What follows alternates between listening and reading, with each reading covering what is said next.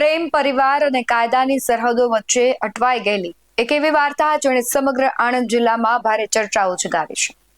કાયદાનું પાલન અને પરિવારનો પ્રેમ જ્યારે સામે આવી જાય ત્યારે કેવા દ્રશ્યો સર્જાય છે તેનો જીવતો જાગતો કિસ્સો આણંદના લાંભવેલ ગામમાંથી સામે આવ્યો છે. કેન્દ્ર સરકારના ઓપરેશન ડેલ્ટા હન્ટ અંતર્ગત વર્ષોથી ભારતમાં રહેતી એક બાંગ્લાદેશી મહિલાને ડિપોર્ટ કરવામાં આવી છે. એક તરફ કાયદાની જીત થઈ છે તો બીજી તરફ એક હસતો રહેતો અને રમતો પરિવાર છે વિખરાઈ ગયો છે. તેના વિશે જ વાત કરવી છે અમારા વિશેષ અહેવાલમાં. નમસ્કાર, ગુજરાત BS9 TV ન્યૂઝમાં આપની સાથે હું છું ભગવતી વિશાવડિયા. એક ઘર જ્યાં એક મહિના પહેલા સુધી ખુશીઓ ગુંજતી હતી, ત્યાં માત્ર હવે સન્નાટો અને વિરહ છે. મૂળ બાંગ્લાદેશની કજલી ઉર્ફે કે કાજલ, જેણે લાંભવેલના તરુણ પટેલ સાથે લગ્ન કરીને એક નવું જીવન શરૂ કર્યું હતું, તેનું જીવન છેલ્લા કેટલાક મહિનામાં સંપૂર્ણ બદલાઈ ગયું છે. વર્ષો સુધી પરિવાર સાથે સુખ દુઃખ વહેંચનારી કાજલ પાસે તપાસ દરમિયાન ભારતમાં રહેવાના કોઈ કાયદેસર દસ્તાવેજો મળી આવ્યા નહોતા અને કાયદાની નજરમાં જે ગુનો હોય તેની સજા આખા પરિવારે ભોગવવાનો વારો આવતો હોય છે અને થયું પણ એવું જ છે. ગેરકાયદેસર પ્રવેશ અને વસવાટના કેસમાં કાયદાએ પોતાનું કામ શરૂ કર્યું. તપાસ પૂર્ણ થતાં જ કાજલને સૌપ્રથમ નારી સુરક્ષા ગૃહમાં મોકલવામાં આવી અને દેશની સુરક્ષા અને નિયમોને સર્વોપરી રાખીને ભારત સરકારના ગૃહ મંત્રાલય દ્વારા ઓપરેશન ડેલ્ટા હન્ટ અંતર્ગત તેને બાંગ્લાદેશ ડિપોર્ટ કરવાનું કડક આદેશ આપવામાં આવ્યો. આણંદ એસઓજીની ટીમે કાયદાકીય પ્રક્રિયા પૂર્ણ કરી કાજલને વડોદરા એરપોર્ટ સુધી સુરક્ષિત પહોંચાડી અને સંબંધિત સુરક્ષા એજન્સીઓને સોંપી દીધી. વડોદરા એરપોર્ટથી સુરક્ષા દળોને કડક દેખરેખ હેઠળ કાજલને વિમાન માર્ગે ઢાકા મોકલી દેવામાં આવી અને કાજલ સરહદ પાર પોતાના વતનમાં હવે તે પહોંચી ગઈ છે. પણ તેનો જીવ હજુ પણ આણંદના આ ઘરમાં ભટકે છે. ભલે ભારત અને બાંગ્લાદેશ વચ્ચે હજારો કિલોમીટરનું અંતર આવી ગયું હોય, પણ માતા અને સંતાનો જે વચ્ચેનો પ્રેમ હોય છે, આ સરહદો મિટાવી શક્યો નથી.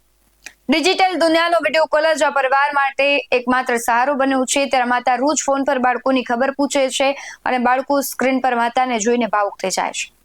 આ કાયદાકીય ચાબુકની સૌથી મોટી કિંમત આ પરિવારે ચૂકવવી પડી છે. વર્ષોથી એક છત નીચે રહેતો પરિવાર આજે બે દેશોની સરહદોમાં વેચાઈ ગયો. પતિ ભારતમાં પત્નીની રાહ જોઈ રહ્યો છે. માસૂમ બાળકો માતાના પાલવ માટે તરસી રહ્યા છે. કાયદો કડક છે પણ પરિવારની આશા હજુ જીવંત છે. તેઓને આશા છે કે કાયદાની પ્રક્રિયા પૂરી કરીને એક દિવસ તેમની કાજલ ફરી પાછી આવશે. શું કહી રહ્યા છે કાજલના પતિ તરુણ પટેલ, તેના પર નજર કરીએ. સાહેબ, મારી માંગણી એ જ છે, છેલ્લા જે 1.5 મહિનાથી હું તો જે પ્રયત્નો કરી રહ્યો હતો એને પાછું લાવવા માટે, એને ડિપોર્ટ ના થાય એના માટે, સિર્ફ મારા પરિવાર માટે કે મારા છોકરાઓ માટે બધું પ્રયત્ન કરી રહ્યો હતું. છેલ્લે મને કોઈ રિઝલ્ટ મળ્યું નથી. મેં તો બધા પ્રયાસો કર્યા, હાઈકોર્ટ થ્રુ બી ગયો, બધી રીતે કર્યું, પણ હવે છેલ્લે પરમ દિવસે ડિપોર્ટ થઈ ગઈ છે. ડિપોર્ટ થવા માટે પરમ દિવસે જે સવારે એને અહીંથી એસઓજીમાંથી વડોદરા જે છે એરબેઝ છે મિલિટરીનું, ત્યાં લઈ જવામાં આવ્યું. ત્યાંથી લઈ જઈને એ લોકોએ એમને જે બી પ્લેનમાં વગેરે લઈને અને કોલકાતા સુધી લઈ ગયા. પછી ત્યાંથી બોર્ડર ક્રોસ કરાવીને એમને ત્યાં આગળ પરત છોડી દીધા. છોડીને એમને અત્યારે હાલમાં મારી વાઈફ જોડે મારી વાત થઈ, એમાં મને ખબર પડી કે હા, એ ઘરે પહોંચી ગઈ છે. એ ઘરે પહોંચ્યા પછી એના મમ્મી જોડે જ છે, એના ફાધર જોડે એ નથી ગઈ, કેમ કે એના ફાધર નહીં એક્સેપ્ટ કરે.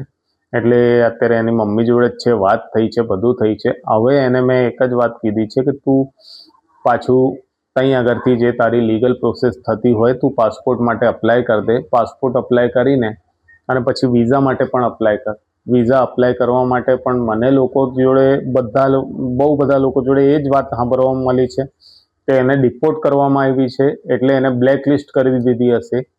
એટલે હવે જે વિઝા માટે પ્રોસેસ કરશે, વિઝા એને મળશે નથી. તો આ મારા છોકરાઓનું શું થશે? મને એમનું ભવિષ્ય લઈને બહુ ચિંતા થાય છે. મારા છોકરાઓ બે નાના છે, જેઓ અગાઉ તમને જાણ કરેલી છે, બહુ નાના છે. એ સવારે અત્યારે અમને એટલી બધી તકલીફો પડી રહી છે. સવારે સ્કૂલ મૂકવાથી લઈને સ્કૂલ માટે તૈયાર કરવાનું, નવડાવવાનું, ખવડાવવાનું, બધી રીતે તકલીફ થઈ રહી છે. મારી માતાની ઉંમર બી બહુ વધારે છે, એમની બી ઉંમર વધારે છે. એના લીધે એમને બી હવે હું કેવી રીતે, પહેલાં જે હતી તારે બધું સપોર્ટ કરીને મમ્મીને બધું, તબિયત બી ખરાબ થતી હતી, એ ફૂલ સપોર્ટ કરતી હતી, સેવા કરતી હતી. હવે તો એવી સિચ્યુએશન થઈ ગઈ છે કે અત્યારે હું મારી નોકરી કરું કે છોકરાઓને સાચવું એ મને ખબર નહીં પડતી. છોકરાઓને સાચવવા જઉં છું તો નોકરી મારી રહી જાય છે, અને નોકરી કરવા જઉં છું તો છોકરાઓ મારા રહી જાય છે.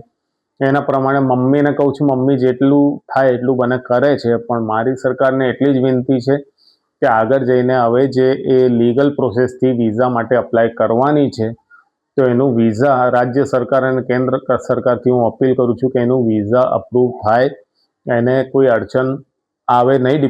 ડિપોર્ટેશન થયું છે એટલે કોઈ અડચણ આવે નથી, કેમ કે એના 2 છોકરાઓ અહીંયા આગળ છે, એમનો જન્મ બી અહીંયા આગળ થયેલું છે.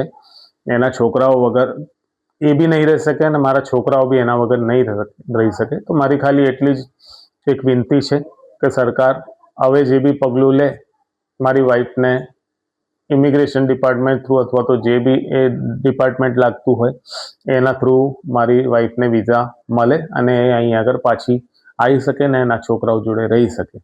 બસ મારી એટલી જ વિનંતી છે. લાગણીઓ ગમે તેટલી પ્રબળ હોય પણ દેશની સુરક્ષા અને કાયદો સર્વોપરી છે. હવે જો કાજલે ફરી ભારત આવવું હશે તો તેણે કાયદાના રસ્તે જ ચાલવું પડશે. ભારતીય કાયદા મુજબ જરૂરી મંજૂરી, પાસપોર્ટ અને કાયદેસરના વિઝા મેળવ્યા બાદ જ તેના માટે ભારતના દરવાજા ફરી ખુલશે. ત્યાં સુધી આ પરિવાર માટે લાગણીઓ વ્યક્ત કરવાનું એકમાત્ર સાધન વિડીયો કોલ જ રહેશે. પ્રેમ ગમે તેટલો સાચો હોય પણ કાયદાની લીટી ઓળંગવાની મંજૂરી કોઈને નથી મળતી. આ કિસ્સો એ વાતની સાબિતી છે કે કાયદો પોતાની ફરજ નિભાવવામાં ક્યારેય પાછો નથી પડતો, પછી ભલે તેની કિંમત કોઈ પરિવારે વીરના આંસુથી ચૂકવવી કેમ ન પડતી હોય. તમારું શું માનવું છે કમેન્ટમાં જરૂરથી જણાવજો. બાકી આવા જ વધુ અહેવાલો સાથે ફરી મળતા રહીશું.